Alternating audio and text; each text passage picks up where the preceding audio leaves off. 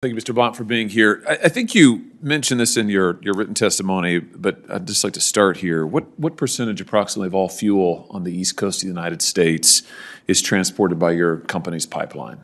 Thank you for that question, Senator. It's approximately 45%. And how many gallons of fuel does your company's pipeline transport on a daily basis? Normally, we would move approximately 100 million gallons of fuel a day, Senator. Yeah, that's a lot. Is it fair to say that tens of millions of Americans don't really have any choice but to rely on your pipeline for fuel? I mean, you have enormous market power is what I'm driving at. Is that a fair statement? Senator, over time, we've evolved as a big player in the fuel business, and it's because of our reliability record, and quite frankly, we're the cheapest cost of transportation for the fuel to those customers. Yeah, I think your pipeline, I think that the amount of fuel running through the pipeline exceeds the fuel consumption of Germany.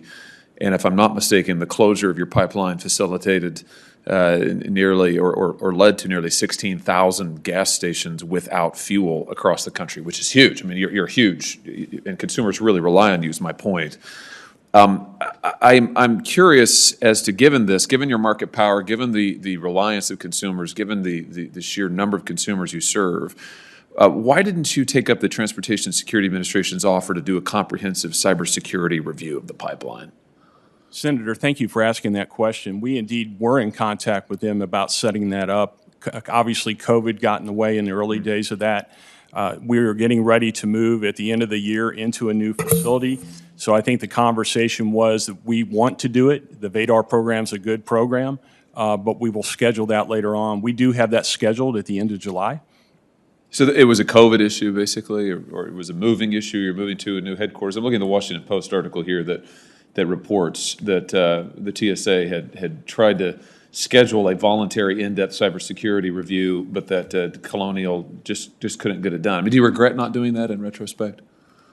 Senator, anything that you could do is always helpful. If we look at that test, it's a great test, but it's not dissimilar to a lot of the tests that we already do in our system. Again, we have a good working relationship with TSA. A little surprised by the statement that I heard about refusal. Actually investigated it on my end from my CIO and their contacts on TSA side. No one really understood why the word refuse was used. So just let me understand your last statement. Are you saying you think that the TSA review would have been redundant, not particularly helpful? You said it's duplicative of things you do on your own end internally. Senator, I think in this case it probably would not have resulted in finding that legacy VPN. Again, they don't actually go into the system. It's a questionnaire format type thing. I'm not saying it wouldn't be valuable. It very much could be. I think each one of these tests are slightly different. So if there's just that one little piece that can make the difference in seeing something, that's helpful. Again, never any issue with us actually getting to the point of doing that. It was a timing issue on it. I got you. Who owns Colonial Pipeline? Colonial Pipeline is owned by several entities.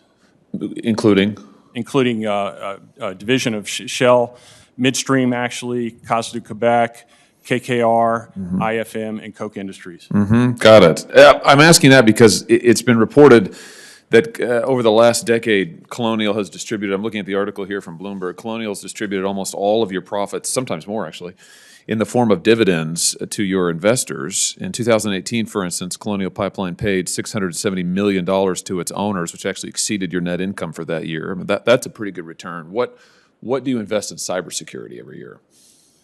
It's a great question, Senator. We invest over $200 million over the last 5 years in our IT systems. And that's cybersecurity? How about on an annual basis for cybersecurity? $670 million distributed in dividends in 2018 alone. Just give me a sense of, you're operating not unlike a public utility, right? I mean, we covered the fact you serve 45-50% of customers on the East Coast. You transport 100 million gallons a day. You shut down. The attack on you led to 16,000 gas stations being shut down. So just give me a sense of, given the importance of your company, the size of it, the reliance, what are you doing in terms of your investment for cybersecurity? I know you're paying your investors well. Yeah, Senator, great question. Our dividend policy is not much different than any other midstream company. So I want to state that first.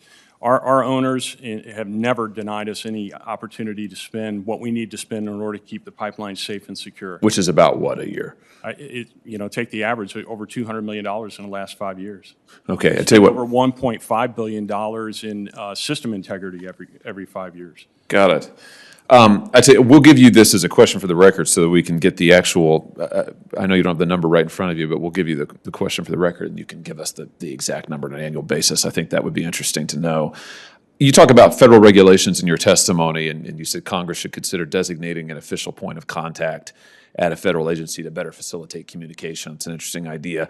What rules do you think Congress ought to consider requiring of you and your company? I mean, so that's about, your suggestions about the federal government should do of itself, but given, again, your status, given the reliance on you, what do you think Congress ought to require of your company and companies like it going forward? Senator, great question. I think what Congress should require is that we have a focus on safety and security of this critical asset, and I think we've demonstrated that over the last 57 years of responsible ownership and operations. Let me ask you a little bit about the attack in the IT system. So I understand that the attack occurred or was first detected only in the IT network, not in the OT network. Is that right? Do I have that correct? Senator, that's correct. Okay. That's what the investigation shows up to this point. Got it. Okay. So to your knowledge, the OT network, the operational technology network, would not have been compromised by the attack if you hadn't have shut down. You shut that down as a safe precaution, security measure. Senator, if there was 1% chance that that OT system was compromised, it was worth shutting the pipeline system down. Got it. I'm just trying to establish that, to your knowledge, at this time, you think it was concentrated in the IT system. Senator, based upon the investigation by me Got to this point, that would be a correct statement. Yeah. Okay. So here, this leads me to ask this. I mean, the pipeline is 70 years old, right? Roughly. There was a time, I assume, and you correct me if I'm wrong, but there's a time, I assume, where you operated the pipeline without today's computer systems. What I'm driving towards here is, do you have the capability to manually operate the pipeline in the future, in the event of an IT attack like this one? And if you don't have that capability, should you, do you think, going forward? Senator, that's a great question. We actually did operate small portions of the pipeline manually in order to alleviate some of the fuel shortage. And the discussion took place with the operations team about the ability to do that system-wide. And the response to that was it would be quicker to get back up on our feet by correcting the corruption of the critical IT systems that we needed in order to get the pipeline system up than to operate it manually. But I think on a go-forward basis, there's no question that we will look at that capability. And it's a really interesting question because if you look at the aging workforce now, a lot of those people that did operate Colonial Pipeline and other infrastructure in America historically manually, they're retiring or they're gone. Fortunately, we still have that last bit of that generation, which allowed us to do what we did during this particular event. It's a great question. Yeah, very good. Thank you for being here. Thank you, Mr. Chairman.